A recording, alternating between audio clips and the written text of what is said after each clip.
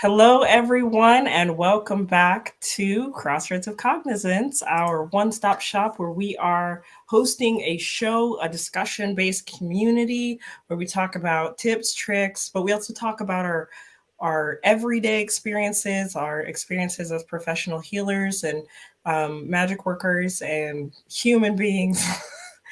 And we bring those things to the forefront for you all to reflect on. We share in your experiences and we love hearing from you. So that is what we are doing here today with an interesting and yet somewhat ambiguous topic. I think this is going to be a really great show because it could go in so many different directions. But what we are here to discuss is the importance of sharing your message no matter what. And that it's very broad. Like I said, it could go in any direction, but we want you to chime in the comments section. So if you are watching this on Facebook, you're going to want to click that video and make sure that we can see your comments and your interactions. If you're on YouTube, all you got to do is say something, say hi, how you doing? We may not acknowledge the hi, how you doing, but if you have questions, comments, concerns, experiences, we want to hear from you on those as well. So, but before we get onto this very vague topic. What we're going to do is do some introductions. And so I am Dahlia Rose. I am the founder of the Conduit School. I serve my community as a healer, a teacher, and a conduit for high vibrational energies. I do this because I believe that we need to expand the way that we look at healing, reconnect with our bodies, and feel empowered to be more than we ever thought possible. But I'm not here by myself by any means. So Dahlia is so humble. I mean, she is so much more than what she just described.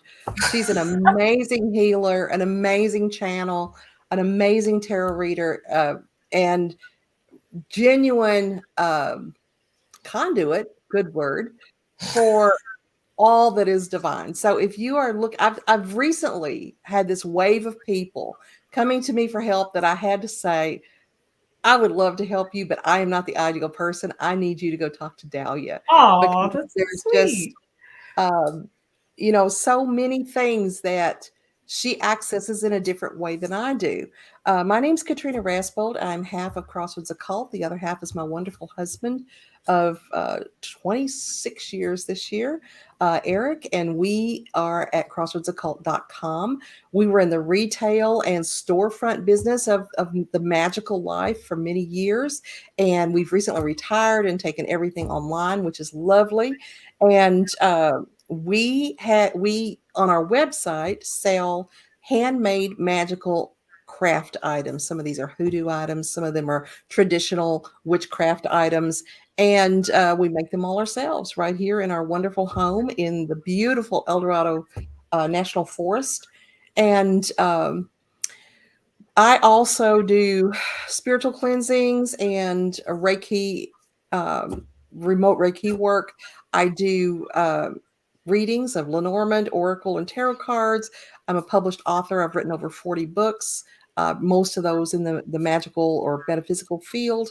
And I also do spell work for people who are struggling with life and need a little bit of extra energetic push. So that's what I do. And I am so excited for this topic because, as I mentioned, I'm a writer. And one of the things that I end up saying a lot is, especially my speciality is in paganism and witchcraft, and in that metaphysical realm specifically. And we've also got New Age, which is a different vibe, but in that specific arena, there is often, and I think this comes from the 70s, where we began to have print material relating more strongly to witchcraft, and that section of the bookstore began to grow quite a bit. And I remember us in the 80s slipping into Hastings Books or Walden Books or B. Dalton or any of the bookstores, and we would have this little shelf that was maybe, I don't know, like 4 feet wide. And we would have 2 rows that had the witchcraft books on it. And then pretty soon it was 3 rows. And then it got to be another whole section. It was just so exciting to see those books grow. And when you begin to read about your craft and about something that's spoken to you very strongly for a long time, you begin to have the conversation about, I could do this. I have something to say about this. And I have encountered so many pagans and so many witches and so many druids and so many magical people and so many shaman who have something to say specifically about their magical life and how they interpret all of the wisdom and all the information that's come down to us from others and channeled information. And so I've always been a proponent of saying, if you think you have a book to write, this is the prime time to do it. And of course, a book is a big message. That's a message you're really putting out there. If it's in print, it can last forever. And so this is an arena that I've always promoted this in. And some of my books are not actually metaphysical in nature. I've written books on childbirth. I've written books on the General Hospital Fan Club Weekend. I've written books on self-empowerment called How to Be a Queen. I've written novels. And so from the time I was in about the 5th grade, I had started writing fictional books in longhand, page after page after page. Horrible books. They were terrible. They were, of course, terrible books, but they were terrible. This is not Judy Blume we're talking here. And so I always wanted to be a writer. And I think a lot of the people I meet always wanted to be a writer and they just don't do it. And it is so easy to publish a book now. So easy to, within a few weeks, hold in your hand the book that you created. And the feeling of that is so blissful and so amazing that it's one I've encouraged other people toward. Once I picked up my contract with Llewellyn and started publishing with a mainstream publisher, I started telling a lot of my friends who, especially older people that had been in the craft for a long time, listen, you can do this. You can make a proposal. This is how you do it. You can get your message out there. And this is how you do it. There has never been a better time. And Dorothy Parker, the journalist, famously said that writing is the art of applying the ass to the chair. And it really is. Writing is about showing up and banging your fingers against a keyboard to make words come out. And then refining those words until you have polished and achieved what? Your message, whether it's fiction or it's nonfiction or it's metaphysical or it's self-help or whatever it might be. Your message is then down there in print. When we see people, what do we say, Dahlia, all the time? When we're talking to somebody who's trying to work through their shit, we say, journal. Yeah. Journal that stuff out. When you're writing letters to people, when you're writing in your diary, whatever it might be, when you're writing in your personal blog, you are going to find this well of feeling and this well of knowledge that you didn't know that you had that comes through in the physical act of writing down your thoughts. And so that's a really wonderful way to get in touch with your message. And that brings us closer to today's topic because I went sideways. I started talking about a universal message of putting books out there. But what we're talking about today is what is the message, and correct me if I'm wrong, because Dahlia chose this topic. What is the message that you bring to the table in your engagements with the world and with the people that you meet? When you never get another chance to make a first impression, when somebody meets you, what is the message they receive about you? And is that authentic to who you are? Is that the real you that they're seeing? I mean, we've all had times that we met somebody and thought they were a certain way, but as we get to know them, we start to figure out that that's kind of a veneer. That's a facade on the front of a really shitty building in there. They have polished this socially acceptable veneer that makes them appear one way when they're actually another way. Sometimes that works in our favor because we see the veneer and we're like, oh, this is just so much bullshit. And then you get to have a drink with them and you realize this person's really deep, or this person really has some thoughts that they're not reflecting to you when you first meet them. So if I'm understanding the topic correctly, this is about really getting on board with the message you give to the world when you step out, whether you're going to Walmart or a lecture hall, what are you showing people about who you are? I am stepping back. Go for it. Oh, yeah. Well, so yes, yes to everything that you said. It's never no, right? Like I said, this could go in so many different directions. And when I chose this topic, there is a component of it that is global stage worthy and probably seems really big when you walk up to somebody and you're saying, well, what is your message? I can remember situations where I was kind of taken aback, intimidated, and I was like, nope, don't have one. I'll talk to you later, and just never touched it again. And then when you really sit with what that can mean in smaller ways, it can be, like you were saying, how you show up in conversations, how you express yourself. And the opportunity is to connect with your truth in such a way that allows for that authenticity to just flow out of you. It doesn't have to be cultivated, it doesn't have to be proven. It just, you exude what it is that you are putting out there. I learned a fun word called zeitgeist, and that's exactly what I'm talking about. A zeitgeist is the embodiment, or like the essence of a thing. And so maybe that's what we should have called the show. What is your zeitgeist? You should have. That's a great word. That And would have been there's always layers of who you are. That's not what we're talking about.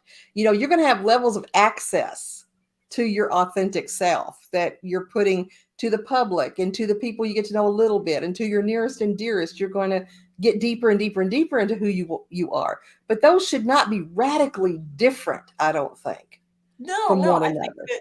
that those interactions, they're like spices. You know what I mean? Maybe one night you want to be a little spicier than the other, but your baseline is you.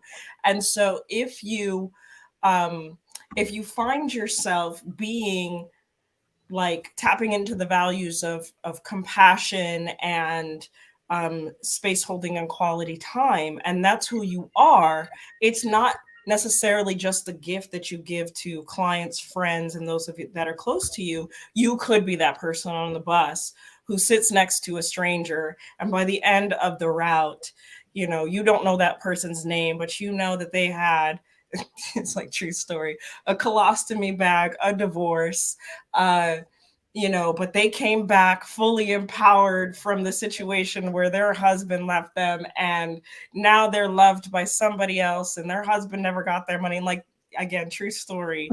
But when you have these kinds of moments, when you connect with others, pay attention to what's in that space and what part of that is you.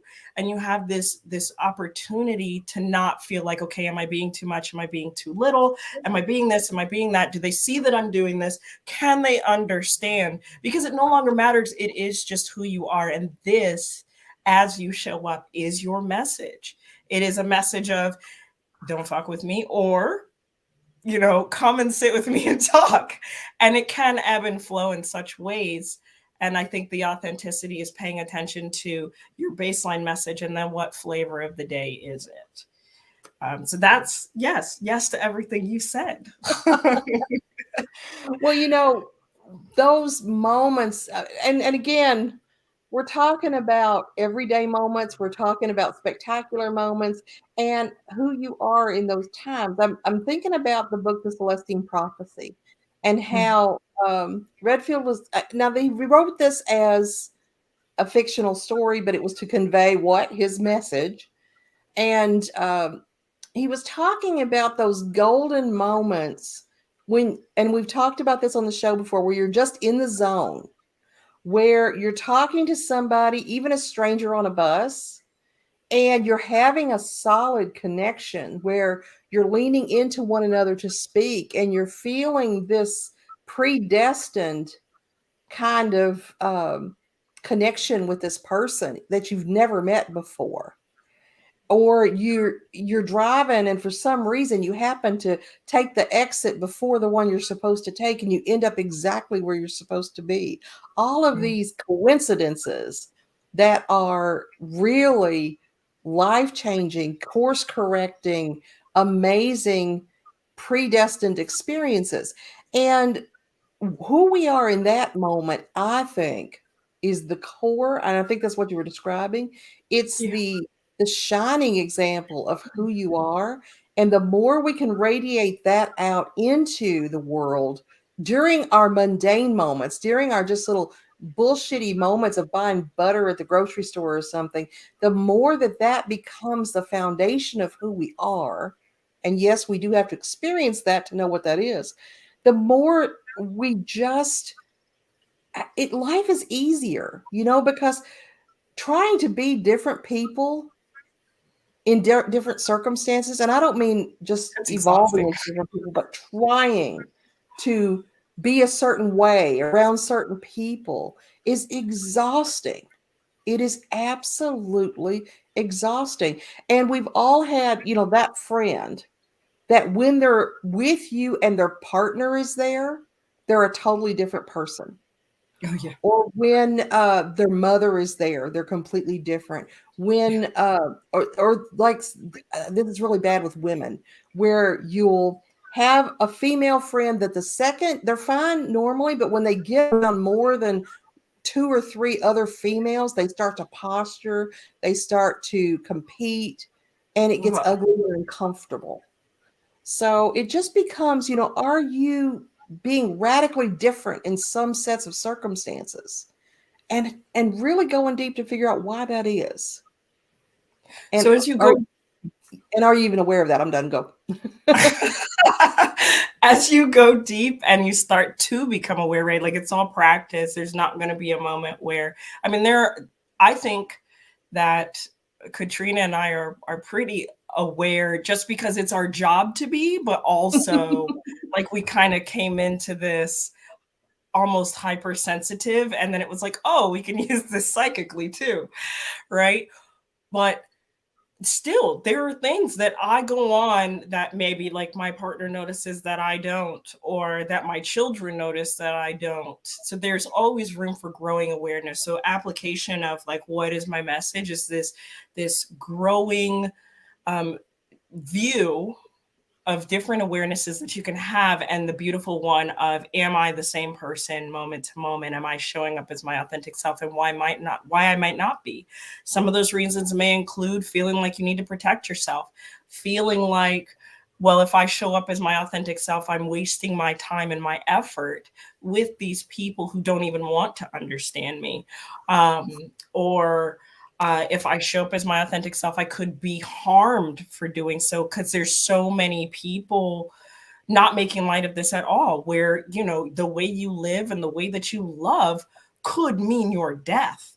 And so we are not necessarily talking about, oh, well, if you're in the closet, you should be out spiritually, Mm-mm. sexually, attraction wise, or otherwise. There is a space for you to just be you.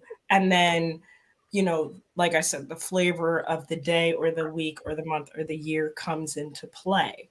But the consistency of it and the importance of you showing up as your message, right? You may not have the exact words or the ability to articulate what this message is, but through feeling, through like we mentioned, those awarenesses, the importance of building those relation of showing up as your message includes being able to build connection. It's the basic thing that human beings want. And so if you find yourself unable to connect with others, or you know um, people that are important to you, is it because you're not showing up as your message, being your zeitgeist, living that authenticity? So you hit on something so important there, and that's the idea of connection. And one of the things that Brene Brown puts out there in her message, which is so spectacular, is that connection equals vulnerability. You cannot have any level of true connection with another person, and I really believe this is true, without having some degree of vulnerability with that person. And that's where connection grows. And Unfortunately, as you were also saying, a lot of times we're in circumstances where being our authentic self might be challenging or dangerous. And again, to everybody, that's not what we're talking about. That's about putting a label on your authenticity. That is about saying, I am gay, I am a witch, I am, fill in the blank of I am Democratic instead of Republican or whatever it might be. You know, that's about labels that we set up as humans. I'm talking about your shining, authentic self, aside from any things that are just absolutely none of anybody's business and levels of access. One of the things I've learned that is huge for me in identifying who you are, we've talked about this and in this session, and I really believe this is true, that it's so important that we get to know ourselves in these shining moments, in these amazing magical moments that we have of coincidence that turns out to be serendipity. But I have found that where you learn the most about yourself is in the places where you are not proud of your behavior, where you Mhm. have acted in a way that is not who you are, but you did it anyway. As in, you got angry and I don't want to say killed somebody, but said things that were cruel when you are not a cruel person, or you did something that is out of character for you and that makes you feel embarrassed, or worse, is in character for you and made you feel embarrassed. Those things are places of a profound learning. Even though it's a painful and a shameful place to be, the more you step into, for lack of a better term, your own wretchedness, the more you can understand who you are in that moment, where the brokenness that created that moment came from. And that's how you begin to heal it, to become more of who you authentically are. When we embrace who we are and our authentic message, getting to know the cracks and the damaged places is just as important, I feel. Absolutely. I mean, the ability to own, like, let's say you're selfish, and to be able to show up and be like, yeah, I'm a selfish person, but I've learned to navigate that. I've learned to say, I mean, I think wholeheartedly that there are places where we need to be selfish. So ousting or ejecting parts of you that were operating in what, like, I would say is out of balance, right? Like, I've come to understand that a lot of behaviors, I haven't understood all behaviors, but a lot of them are actually operating out of balance. And if you took that and you put it in the right scenario, or you brought it into a place of balance, it could actually be something that benefits you or others. And so, you know, there is opportunity and empowerment to say, you know what? Yeah, I don't know, somebody who tells lies, right? I bring that up because it's the one I struggle with the most. I don't like lies, hate them. But in balance, that person would be a great fictional writer. You know, Mm-hmm. there's an outlet for the lies to materialize in a healthy way. It's hard to grow. Okay, Bram, Absolutely. it's hard to grow beyond or with an attribute that you don't acknowledge. Absolutely. Absolutely. Certainly. Couldn't have said that better. Absolutely. So, one thing we look at, and hopefully, if we're lucky or if we work at it, I had to work at it, I'll be honest. Part of our presentation with our message is the element of compassion.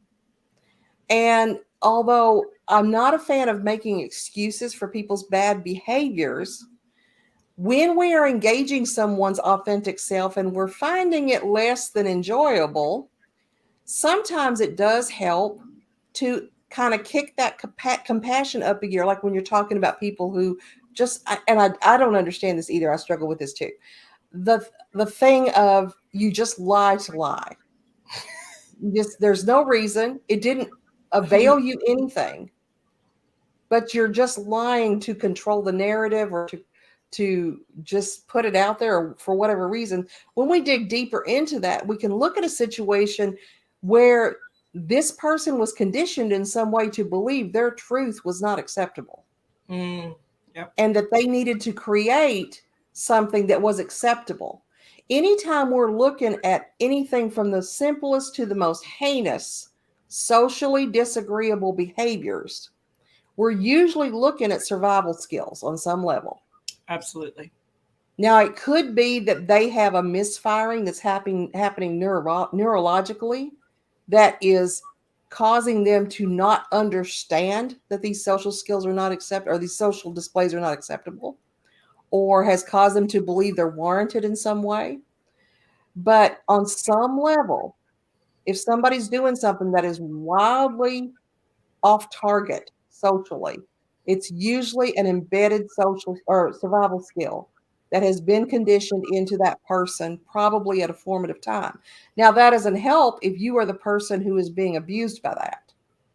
It's Mm. just part of the message that they're bringing to the conversation. And when we have a knowledge of how those things get conditioned into people, it does help us to develop compassion, even if we're also at the same time we're showing compassion, saying, this isn't something that I can have in my message. This isn't something I can have in my life without it changing who I am in a way that I don't want. What I love about the compassion piece that you're bringing to the forefront here is when you are um, sharing your message, exuding your message, being your message, it is this marker that says if I'm being bombarded with someone who is in survival mode, or you know maybe being abusive in the behaviors that they knew how to work with and exist with, if I have my message intact, when those things are coming, you have a barometer for the truth. Those moments when they may, you know, minimize you or make you feel small, you can go back to that place of truth. And maybe one of the things that can happen here, like Katrina was saying, if you're journaling and there is a constant theme throughout that journaling process that you notice, you can kind of extract from there, say, okay, this is the puzzle piece of foundation of who I am. Every time you have to deal, because we're never going to have to not, there's never going to be a situation where you are free of dealing with challenging personality types. But you can go back to that space, Virgo love lists. So you go back to that list, pull it out, and ask yourself, when you start asking, well, is what they said true? Boom, you have it right there. No, it is not. And this is clearly a this is clearly a projection. And to Trina's point, yes, this is why discernment and shadow work is so important. And this what I'm talking about in terms of having a reflection of a list or your journaling is that discernment piece. Sometimes we don't have all of our faculties available to us. Maybe the situation we're encountering is so close, or we're tired, or we're stressed, and then you just don't really understand what's going on with you or through you. But if you have something to kind of reach back and grab hold of as an anchor, such as a message that you live, that you exude with or without words, you will never drown in what's going on. I agree with that completely. And one of the most important things we can do when we are showing up with our authentic message is to be somewhat, not entirely, but somewhat malleable about that message. Our message is going to change day to day, month to Yes. month, year to year as we evolve. When I look back on my old journaling from 10 years ago, 15 years ago, I read it and I'm just amazed. And I think, I was so angry. Why was I so angry all the time? I didn't feel angry at the time. I felt Right. stressed. I felt sad. I felt frustrated. I felt put upon. I felt inconvenienced. I felt resentful, but I didn't really feel a sense of anger. I never at that time would have said I'm an angry person and Right. had that be part of my message. But as I read it now, especially from a more evolved clinical standpoint, I'm thinking, I was so angry. It just exudes anger. And so I had to have the malleability or the adaptability to be able to understand that I was angry and begin to look for those root causes of that and find, because that wasn't something I wanted to be my message. I didn't want people to be uncomfortable being around me because I had this raging force coming out of me. And one of the worst things we can do is to get solid in who we are on a non changeable level. Now, it's good to be clear on who you are, but to just be so galvanized in it that you are not open to authentic observation about you or about your own input to yourself, um, that, and to just say things like, you know what, that's just who I am. I'm just a really honest person, so I'm just going to say whatever I think. You got to just know that if you're going to be around me, that might be your message, but is that who you really want to be? That you don't take accountability for the parts of yourself that needs that shadow work and really needs that discernment. We need to be, and Virgos are great at this, as hard on ourselves as we would be on other people.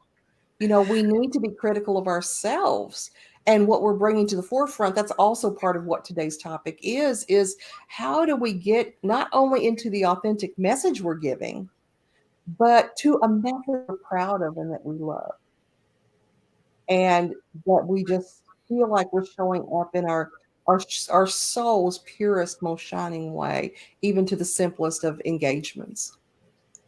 So I want to address Trina's comment here because it is rough. But I would love, Trina, if you get a chance while we're still live, to put in here what feels rough about being a mirror for yourself, because exactly what we are talking about is when you are authentic to yourself, the roughness can shift. Is the If the roughness is coming from judgments that you've gotten for being yourself. I I'm trying to process, like, if there is anything else rough about it other than when I am faced with um you know when I'm faced with my authentic self coming up against what I've heard about myself, and I start trying to attach myself to how others view me, to what has been said to me, then it becomes very contentious. This The angrier parts of me start to come forward, and so I start to struggle. So I'm wondering if that's what you're talking about, in which case, yes, 100% rough, and there is a light at the end of the tunnel. Um, Also, Katrina brought up a really good point before the show, where when you're in survival mode, when you're shifting through transitions, the thought of living a message or having a message is unattainable, or it can be. It can be like, I don't, I just want to live. Like, I don't. And to that, I have a lot of empathy. Like, again, this is where you don't have to have like words for what it is that's echoing from you, but you have the awareness that this is who I am and this is who I am right now. This is what I loved about Katrina talking about the flexibility of it all, like being who you are as it is important to where you are in life. We're not talking about you just being, you don't need to be Brene Brown. Like, Brene Brown is Brene Brown, but you can still have this message of like, hey, I'm an ogre. I used to put myself as the resident ogre at Crystal Cognizance, because some days were like that. But that was my authenticity. It wasn't always, this like bright, sunny, come in and I don't even want you to buy crystals, just have fun, just be yourself kind of thing. And that was the message. So I completely am on board showing up for that as a person who's been through numerous crises and reinventions of myself through the years. And, coming out of crisis or coming even out of a soul crisis where there's no external impetus for it, where you're just the universe decided this is the minute you're going to learn this lesson, and we're going to drag you through the shadow, the valley of the shadow, to learn this lesson, even though everything's sunny on the outside. If we're going through a personal crisis of some kind, it feels odious to have the labor of, you have to show up and you have to have a message.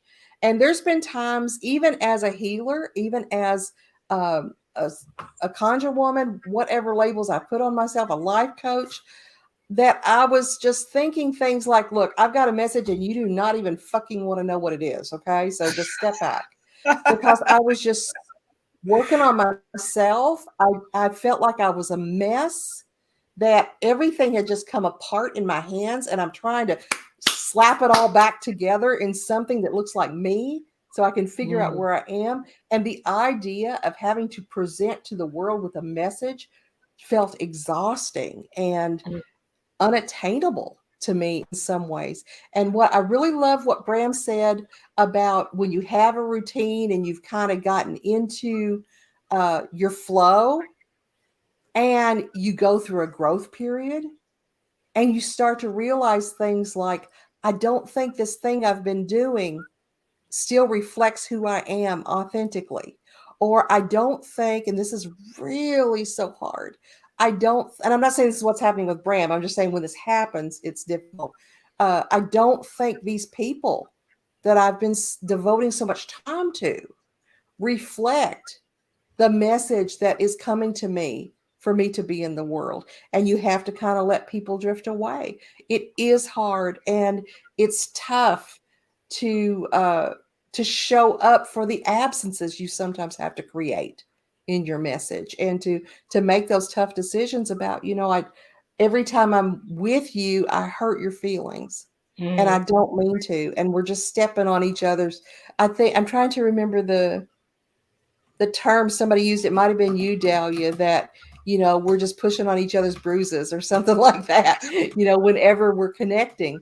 I don't think we said it about each other, but I No. mean, just that idea of, for some reason, when a person, you're with somebody, you just always seem to end up hurting each other when that's never your intention. And that can always be a sign that you either need to go deeper into those feelings, or this just isn't where you're supposed to be. Right. And so, yeah, those darn those times are tough. I guess for me, I feel like there, and I'm, this is me being the consummate idealist. I think there's space for that. In that moment, your community is, giving you the space that you're asking for, because they see that your message is like, hey, you get a little close and you're not going to like what I have to say, or it is, I'm in need of support. And routine is so interesting. If you've been in routine or in a rut, then definitely, like, if you find yourself going through the same saga again and again, there may be a question of authenticity in that space. Be is Having your baseline allows you inspiration to move safely. I think that routines can sometimes offer us a false sense of safety and feel like make us lose a little bit of trust.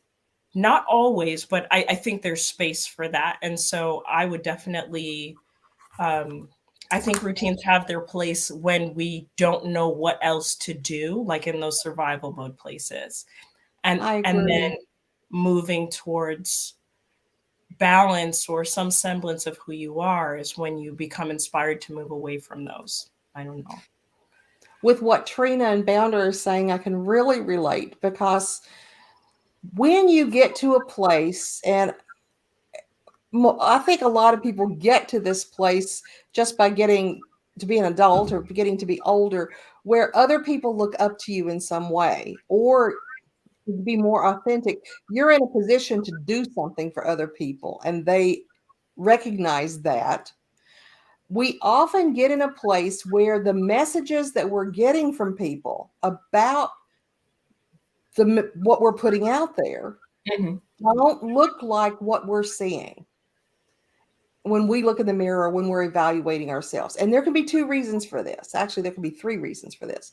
There can be that when you were growing up, or during your formative times before you were an adult, or even in traumatic times after you were an adult, that somebody you trusted gave you a message about yourself that is negative and that you internalized on a heavy level. That's one thing that can happen, where someone is saying, you're really very pretty. Did you know that? And you're like, oh, no, not me. Because you overheard somebody saying at some time, they're really not very pretty, and you internalize that.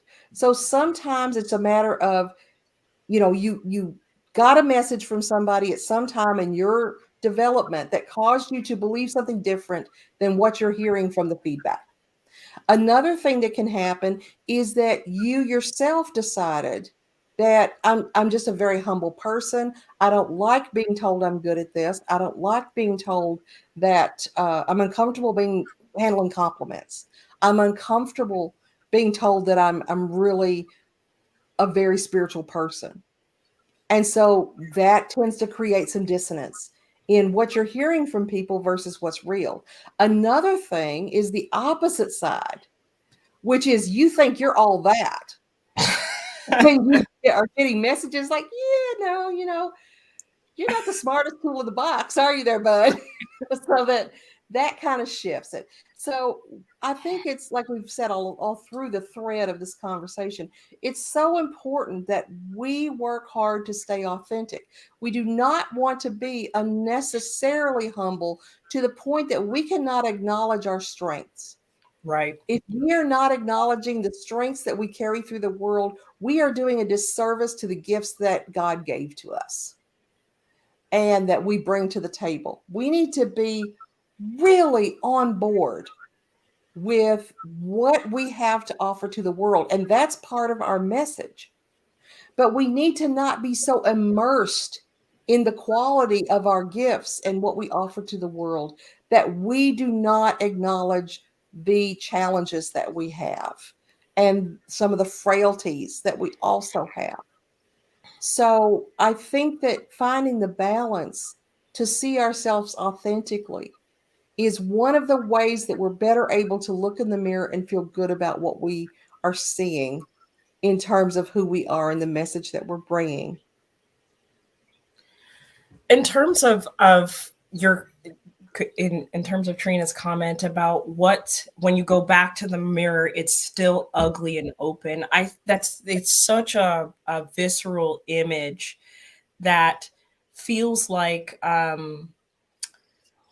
I want so much to know just like what is it that makes it ugly, and are you still like a lot of the comments, I wish I could put them all up at once so you could see how many different people are saying mask. I'm not, I'm wearing a mask. I'm not, I'm not showing up as me. Yeah. I'm wondering if when you look in the mirror, are you still wearing that mask of what people said was ugly, and that's all you can see. So there's this piece of sharing your message no matter what also means sharing it with yourself, taking off the mask that says I didn't have to be what they said, or I didn't have the capacity to be what they needed. And so things kind of got jumbled in the process. People got hurt. And there is a point where you can be, sorry. And what I want to say, like, not regretful, but what's the word? Accountable.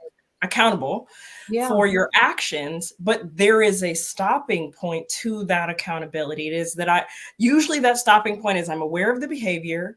I've made any apologies that I felt were necessary. Outside of that, you may have been conditioned to continue to repay it as some sort of debt that doesn't actually exist. I mean, karma even wouldn't really have it that way, to be so precise about since you did this, now you have to do all of these things. It's not so clear other than what we make it out to be. So I what makes it ugly? I Yeah. mean, Is it a life sentence? Is the question. Is what you did worthy of a life sentence of persecution? because that's what you're doing to yourself when you do Yeah, that.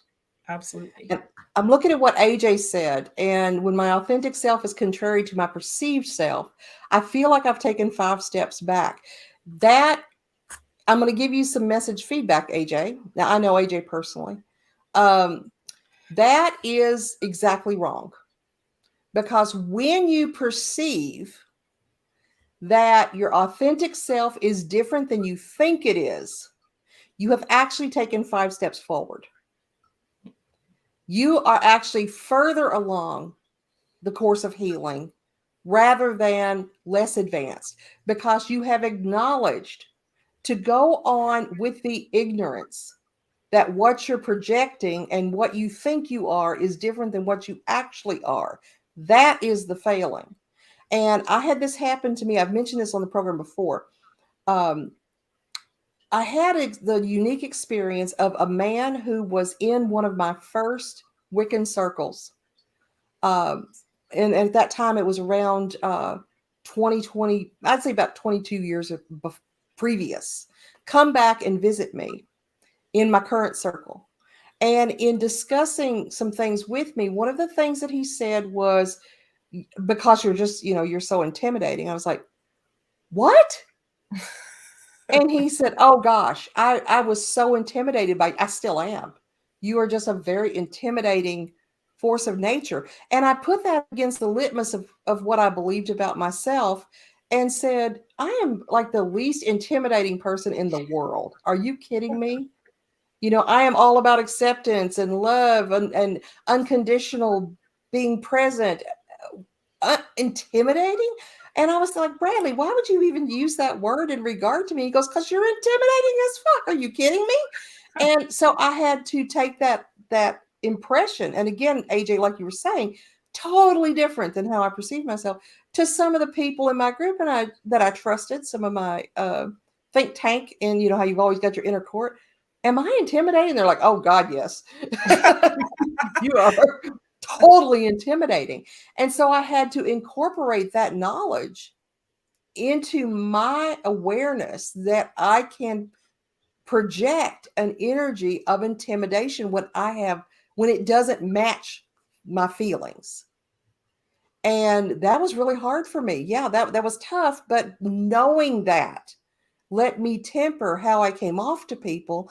And so I would put my responses through a filter after that and recognize that, yeah, some of the stuff that I said or the way that I said it could be, I don't want to say misinterpreted, but could be interpreted as being intimidating when I never meant that. And so you cannot find that healing without identifying the contrast between your authentic and your perceived self.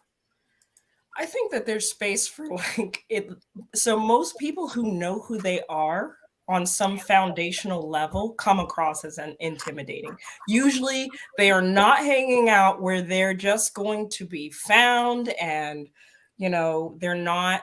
I don't find that people who know who they are spend a lot of time doing things that they don't want to do. So if you find them in their natural element and they are just being themselves, intimidation is going to happen.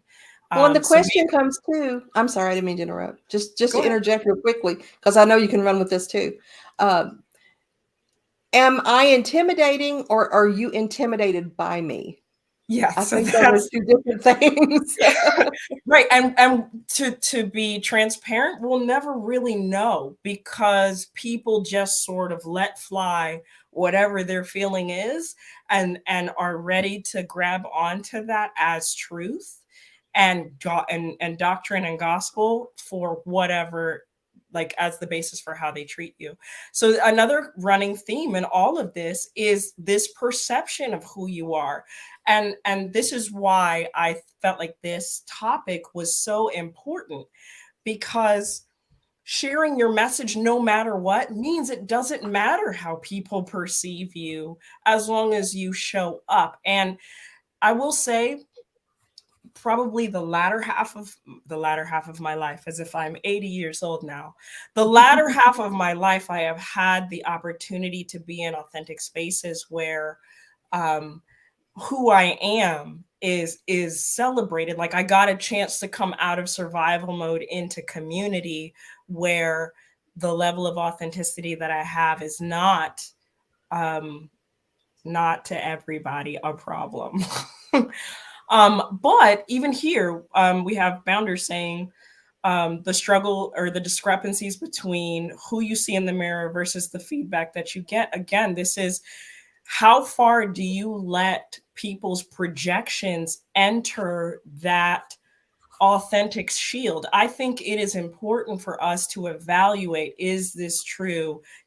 Is this something that I actually want to carry forward? Like, I have to say, there are a lot of great places where being intimidating is positive. And so you can take that and say, okay, well, yeah, fuck yeah, I'm going to do it.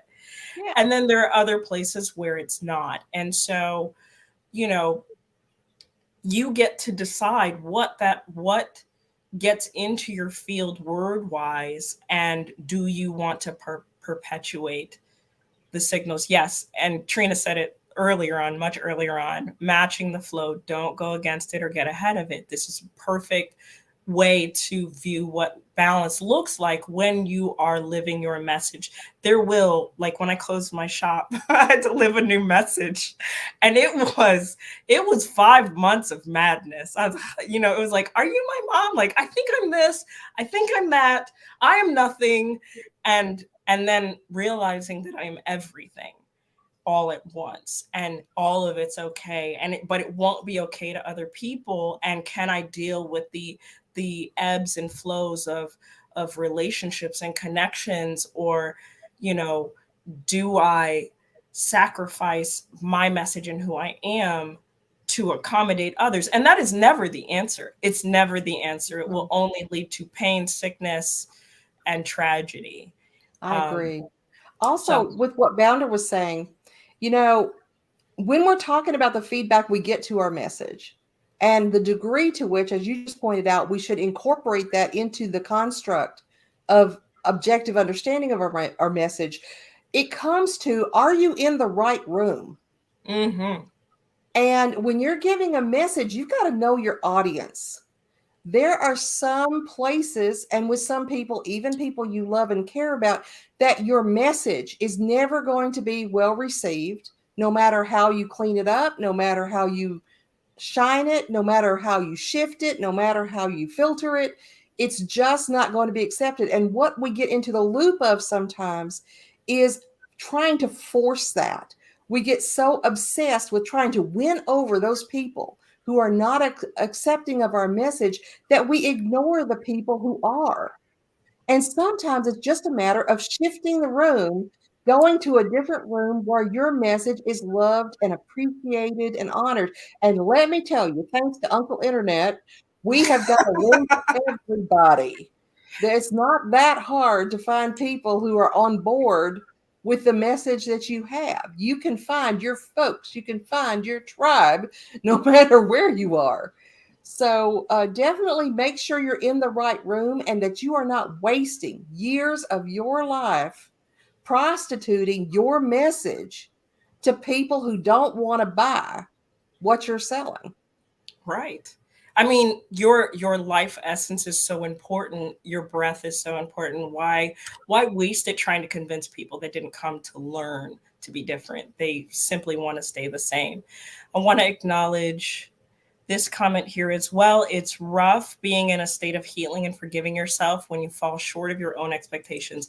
Now, expectation is the mother of disappointment. That's, I mean, that phrase never ever is never wrong.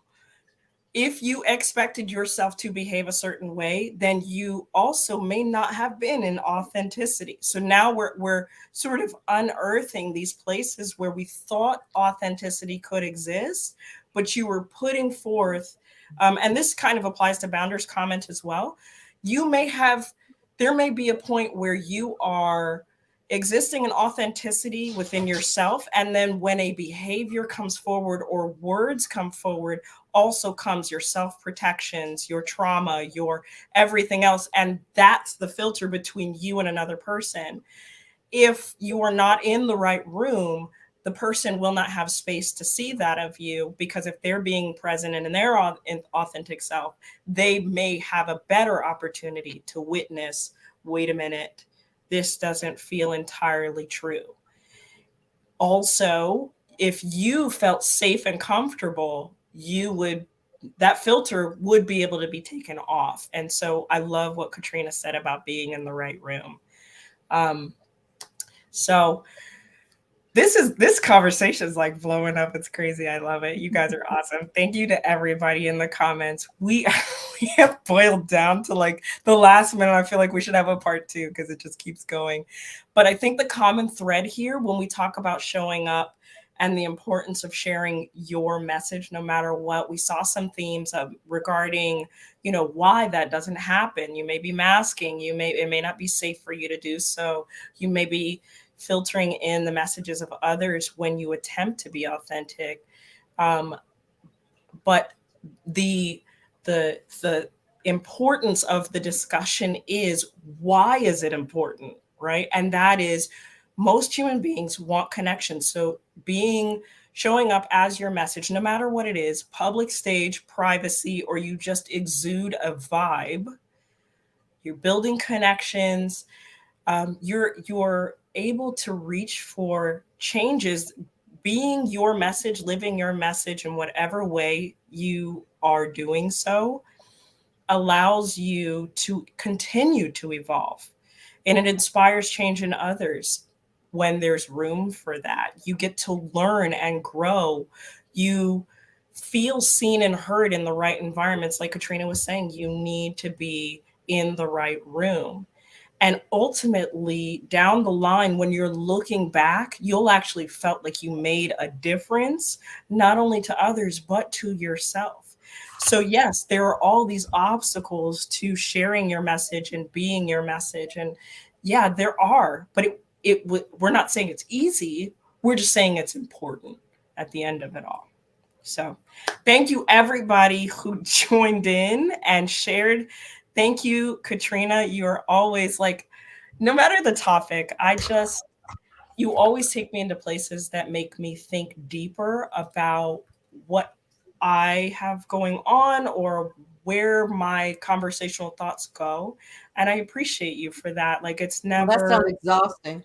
no. Like, I am very rarely challenged by new ways of thinking. And so I love that you show up authentically, and sometimes you're like, listen, I disagree. And I'm like, okay, but why? Tell me why, because I want to either disagree with myself or I want to expand the way that I look at this. And so, like, as a friend, as a loved one of mine and family for life, you're stuck with me. I'm sorry. I really appreciate you. I'm good with that. I'm authentically sending the message that I'm good with that. Wonderful. Thank you to everybody who joined. If you still have comments, questions, keep leaving them. We'll see them after, but we're going to catch you next Thursday on Crossroads of Cognizance. Bye, everybody. Bye, everybody.